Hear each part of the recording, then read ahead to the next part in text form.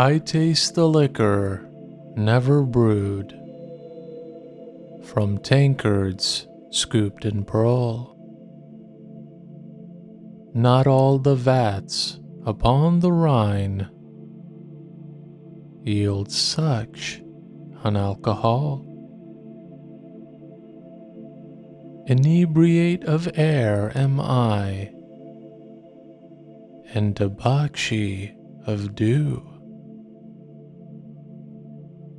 Reeling through endless summer days from inns of molten blue. When landlords turn the drunken bee out of the foxglove's door. When butterflies renounce their drams, I shall but drink the more. Till seraphs swing their snowy hats, and saints to windows run, to see the little tippler leaning against the sun.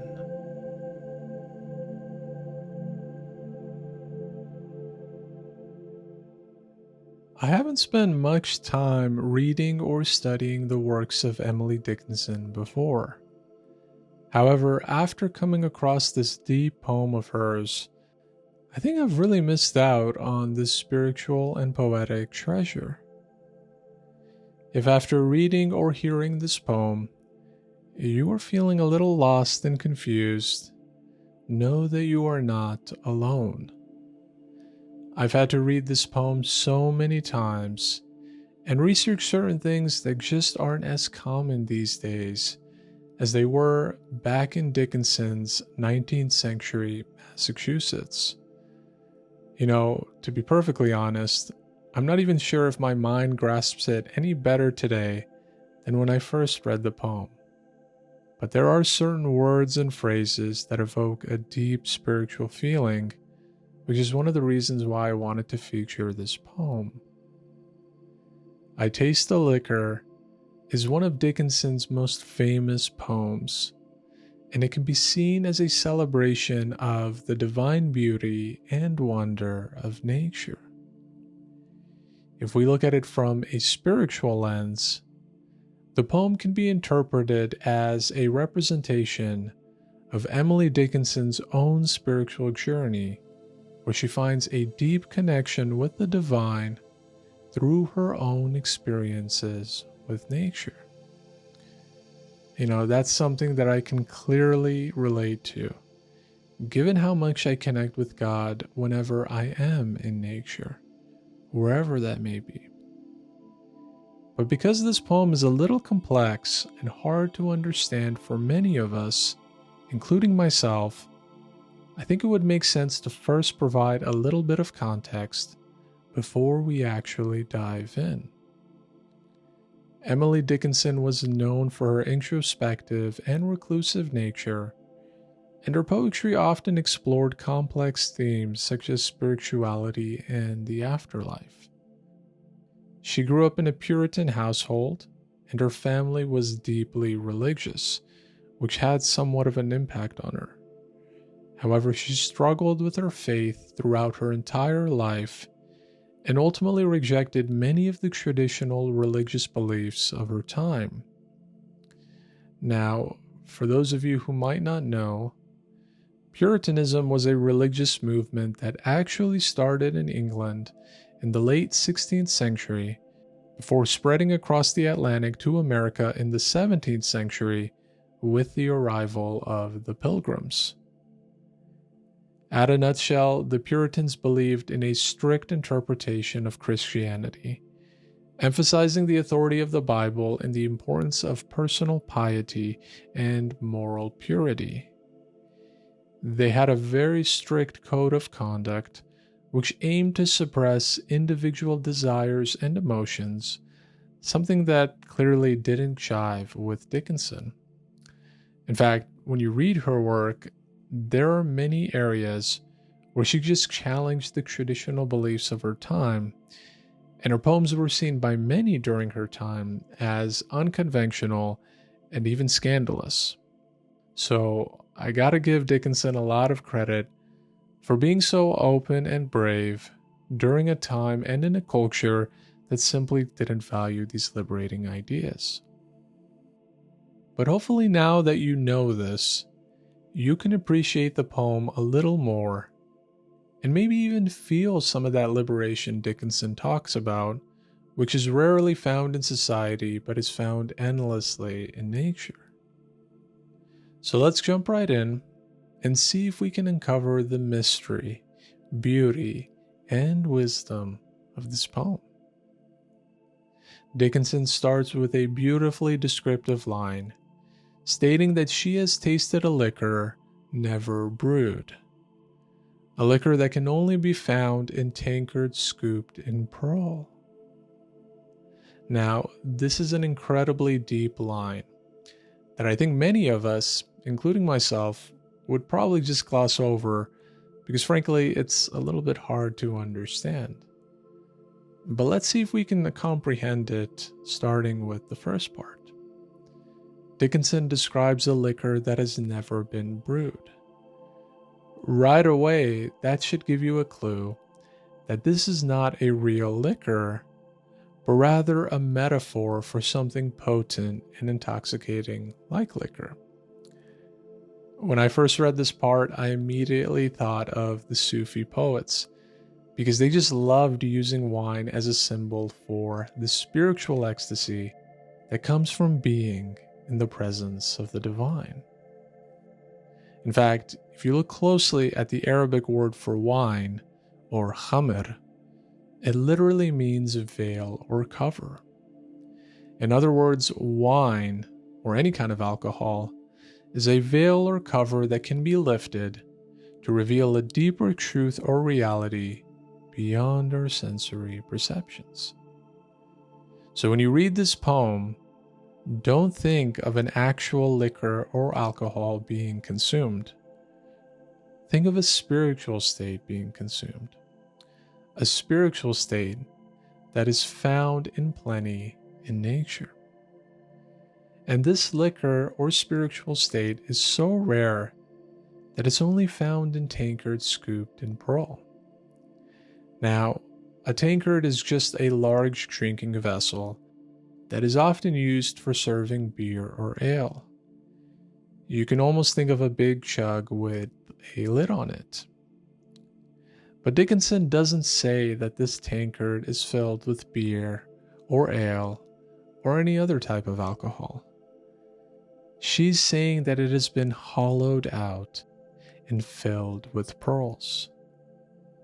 This is just an absolutely beautiful image because pearls typically symbolize wealth and luxury.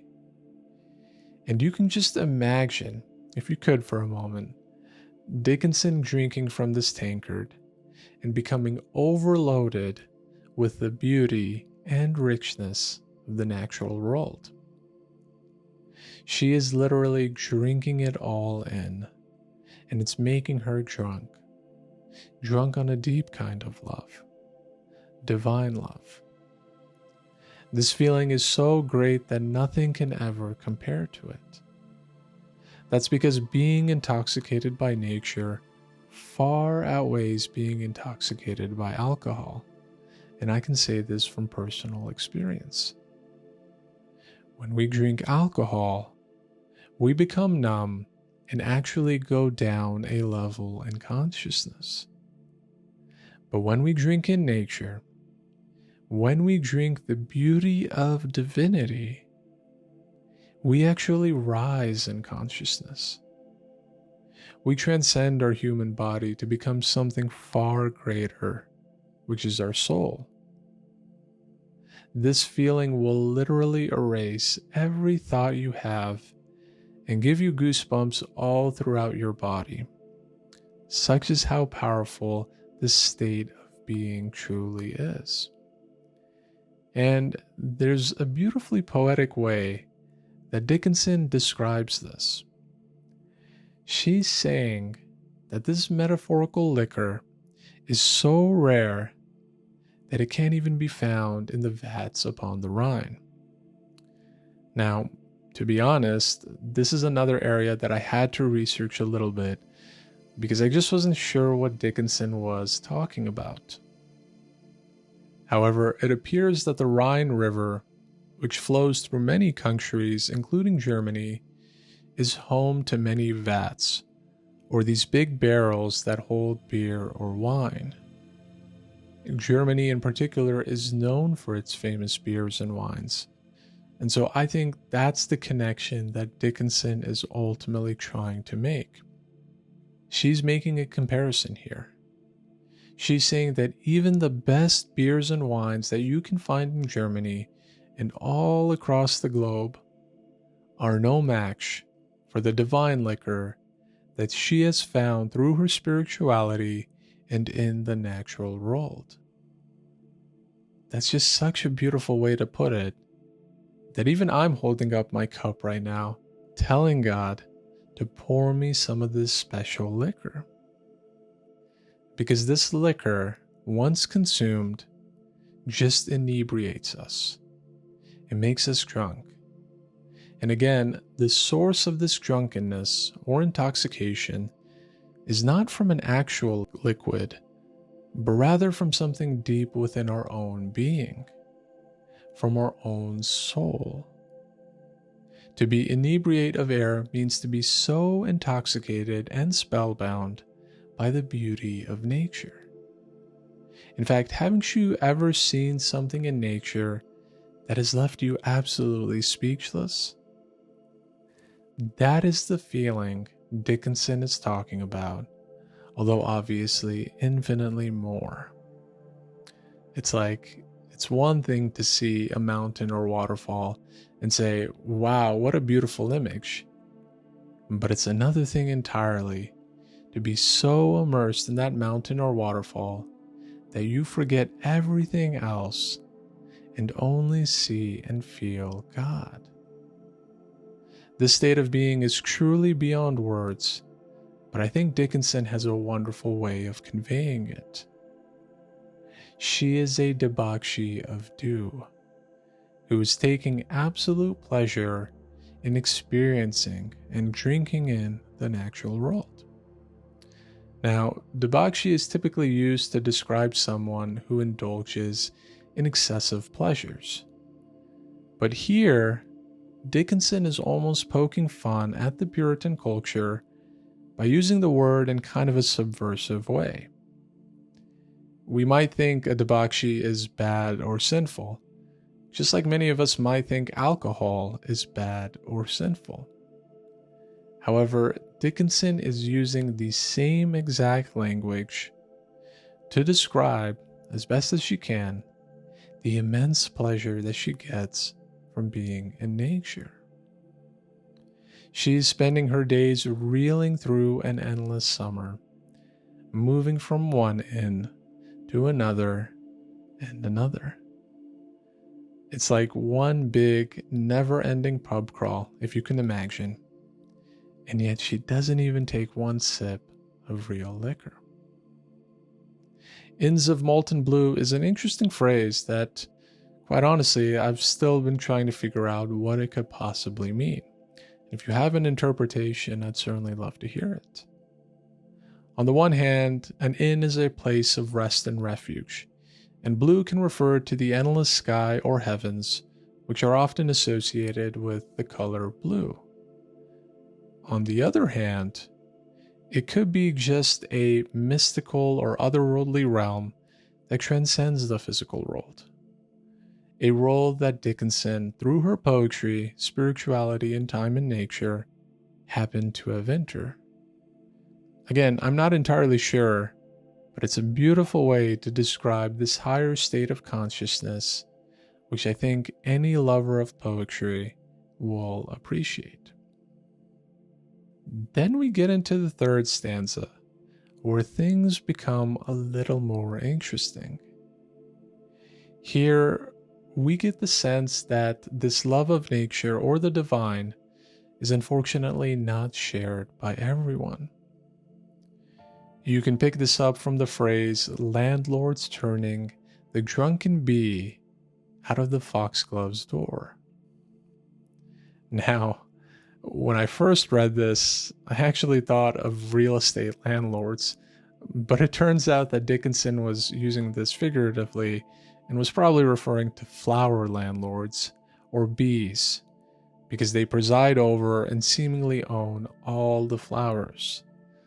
This definitely makes more sense, because bees, interestingly enough, are often known to kick out other bees that have become drunk by consuming nectar or some other type of fruit juice.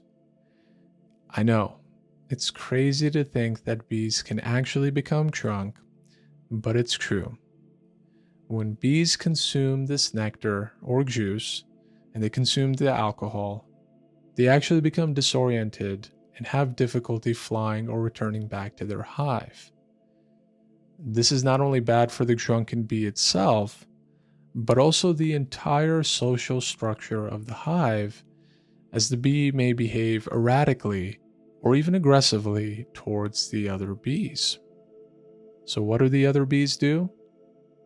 They literally kick out the drunken bee. They just pick it up and plop, take it out of the hive. So when Dickinson uses this analogy, she's basically saying that she loves nature so much that she keeps going back to all these different inns to drink the spiritual liquor. However, the landlords, or the people of her time, kick her out, unaware and unsympathetic to the unique state she is in. Dickinson also talks about butterflies renouncing their drams, which is basically a small amount of alcohol. Here again, just like before, I'm transported to the world of Sufi poetry, where the butterfly is a common symbol of the spiritual lover who is doing everything they can to get closer to the flame, to get closer to God. But Dickinson uses the butterfly in a different way that is also interesting. Now, I'm not really sure if she actually read or if she was inspired by Sufi poetry, but to anyone who reads both, there are definitely a lot of similarities.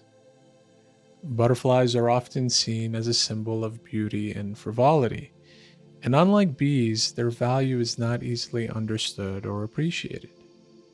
Most of us might see a butterfly and sadly think that it's useless, albeit very beautiful. But Dickinson is suggesting that even creatures like butterflies have the ability to transcend their earthly nature to seek something deeper and more profound. There is an ecstasy here that is beyond the material world, and Dickinson will keep on drinking from the beauty of this world, even if she is kicked out of every single inn, like the drunken bee is kicked out of the hive. Finally, the last stanza is perhaps my favorite because it talks about her love of nature being so deep that even seraphs or angels in heaven can't help but take notice. Spiritual saints are running to the windows to catch a glimpse of her, the little tippler leaning against the sun. Dickinson is having such a deep ecstasy that even heavenly souls are spellbound by her deep devotion and love for the divine. If you personally ask me, this is the highest form of spirituality. When you can see a flower, a bee, or a butterfly and see all of existence, see all of God. So I hope you enjoyed this poem as much as I did, and that you developed a greater understanding and appreciation for the incredible beauty and wisdom it conveys. You know, to be honest with you, I haven't read many poems like this that describe so beautifully and so deeply the spiritual state. but I can tell you that I will definitely be checking out more of Dickinson's poems and maybe featuring some more on this channel, and I hope you do check out some of those poems as well. Let me know your thoughts in the comments below, and please drop a like and consider subscribing if you enjoyed this video and if you took one or two things away from it. I imagine if you watched the video all the way up to this point, that you are also someone like Dickinson who wants to grow spiritually and eventually lean against the sun and become one with God. So I encourage you to check out some of the other videos on this channel, to keep journeying on your path, and to keep drinking this special liquor until it consumes your entire mind, body, and spirit. This is what it ultimately means to experience a spiritual awakening.